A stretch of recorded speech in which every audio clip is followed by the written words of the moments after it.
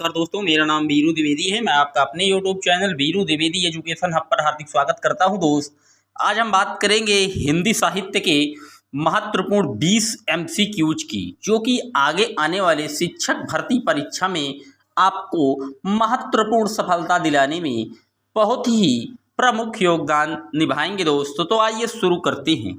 पहला प्रश्न है, हिंदी का प्रथम दैनिक समाचार पत्र कौन सा था? तो जब दैनिक समाचार पत्र की बात आ जाए दोस्त, याद रखिएगा समाचार सुधा वर्षण जो था वो हिंदी का प्रथम दैनिक समाचार पत्र माना जाता है। बात करते हैं अगले प्रश्न की, हिंदी साहित्य की प्रथम रचना कौन थी? तो हिंदी साहित्य की जो प्रथम रचना थी वो पृथ्वीराज रासो थी। याद रखिएगा, ए ऑप्शन इसका भी एकदम सही है। बात करते हैं अगले प्रश्न की, प्रथम विश्व हिंदी सम्मेलन कहाँ हुआ था? तो प्रथम जो विश्व हिंदी सम्मेलन हुआ था वो हुआ था नागपुर में। और नागपुर कहाँ पड़ता है? तो नागपुर पड़ता है महाराष्ट्र में, और नागपुर में ही नेरी का जो है हेडक्वार्टर भी है दोस्त, याद रखिएगा। बात करते हैं अगले प्रश्न की, ज्ञानपीठ पुरस्कार से सम्मानित प्रथम हिंदी महिला साहित्यकार कौन थे? तो जो ज्ञानपीठ पुरस्कार से सम्मानित प्रथम हिंदी महिला साहित्यकार हुई वो महादेवी वर्मा थी, याद रखिएगा। बात करते हैं अगले प्रश्न की, हिंदी साहित्य के काल विभाजन व नामकरण का जो श्रेय है वो सबसे पहले किसे जाता है? तो हिंदी साहित्य के जो काल विभाजन का श्रेय है वो जॉर्ज ग्रियर्सन को जाता है। बी ऑप्शन एकदम सही है। बात करते हैं अगले प्रश्न की, हिंदी के प्रथम गीतकार कौन थे? तो हिंदी के प्रथम गीतकार की बात आई है तो आप याद रखिएगा रामविलास शर्मा जी हिंदी के प्रथम गीतकार माने जाते हैं। बात करते हैं अगले प्रश्न की, सुमित्रानंदन पंत जी को सर्वप्रथम ज्ञानपीठ पुरस्कार किस रचना के लिए मिला था? तो ज्ञानपीठ की जब भी बात आए तो याद रखिएगा चिदम्बरा के लिए सुमित्रानंदन पंत जी को ज्ञानपीठ पुरस्कार मिला है। और अगर पूछ ले कि सुमित्रानंदन पंत जी को साहित्य अकादमी पुरस्कार किस रचना के लिए मिला है, तो कला और बूढ़ा चांद के लिए इन्हें साहित्य अकादमी मिला, और ज्ञानपीठ चिदम्बरा के लिए मिला, और सुमित्रानंदन पंत जो है वो प्रकृति के सुकुमार कवि माने जाते हैं। बात करते हैं अगले प्रश्न की, साहित्य अकादमी के प्रथम अध्यक्ष कौन थे? तो जो साहित्य अकादमी था इसके जो प्रथम अध्यक्ष थे वो पंडित जवाहरलाल नेहरू जी थे, जो भारत के प्रथम प्रधानमंत्री भी थे।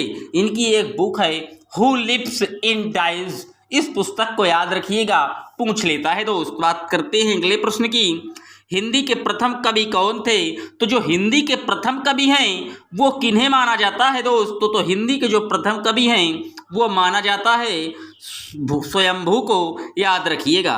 बात करते हैं अगले प्रश्न की, हिंदी के लिए प्रथम साहित्य अकादमी पुरस्कार किसे मिला? तो जब साहित्य अकादमी अगर पहला पूछ ले कि हिंदी के लिए प्रथम साहित्य अकादमी पुरस्कार किसे मिला, तो वो मिला है माखनलाल चतुर्वेदी जी को, याद रखिएगा। हिंदी के लिए प्रथम साहित्य अकादमी पुरस्कार माखनलाल चतुर्वेदी जी को प्राप्त हुआ है। बात करते हैं अगले प्रश्न की, भारत का हिंदी भाषा का प्रथम समाचार पत्र कौन सा है? तो हिंदी भाषा का जो प्रथम समाचार पत्र है वो है बंगाल गजट, याद रखिएगा। ए ऑप्शन एकदम सही है। बात करते हैं अगले प्रश्न की, हिंदी साहित्य का प्रथम महाकाव्य कौन सा है? तो जो हिंदी साहित्य का प्रथम महाकाव्य है वो है पृथ्वीराज रासो, याद रखिएगा। ए ऑप्शन एकदम सही है। बात करते हैं अगले प्रश्न की, हिंदी गद्य का जन्मदाता किसे माना जाता है? तो जब हिंदी गद्य के जन्मदाता की बात आ जाए तो याद रखिएगा भारतेंदु हरिश्चंद्र जी का नाम।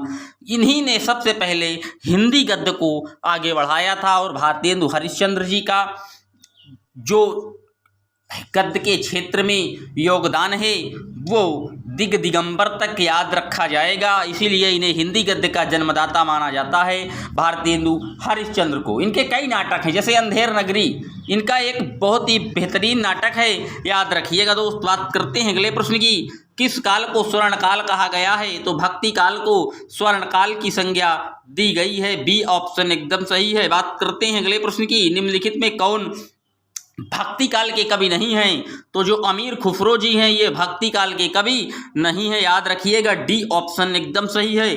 बात करते हैं अगले प्रश्न की, हिंदी की प्रथम मौलिक कहानी कौन सी थी? तो हिंदी की जो प्रथम मौलिक कहानी थी वो इंदुमती है, इंदुमती का नाम याद रखिएगा।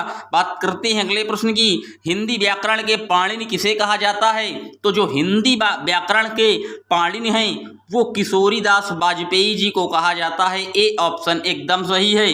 बात करते हैं अगले प्रश्न की, हिंदी की प्रथम कहानी लेखिका कौन है? तो जो हिंदी की प्रथम कहानी लेखिका हैं ये बंग महिला हैं, याद रखिएगा, इसका डी ऑप्शन एकदम सही है। हिंदी की प्रथम कहानी लेखिका बंग महिला हैं। ये प्रश्न आपको कैसे लग रहे हैं कमेंट बॉक्स में ज़रूर बताइएगा, और हाँ, चैनल को सब्सक्राइब जरूर करें। चलते हैं अगले प्रश्न की ओर, खड़ी बोली गद्य का, खड़ी बोली पद्य का प्रथम प्रयोगकर्ता कौन है? तो जो खड़ी बोली पद्य का जो प्रथम प्रयोगकर्ता हैं वो बालमणि अम्मा को माना गया है, सी ऑप्शन एकदम सही है। बात करते हैं आज के अंतिम प्रश्न की, प्रकृति के सुकुमार कवि किसे कहा जाता है? तो सुमित्रानंद पंत जी को प्रकृति का सुकुमार कवि कहा जाता है।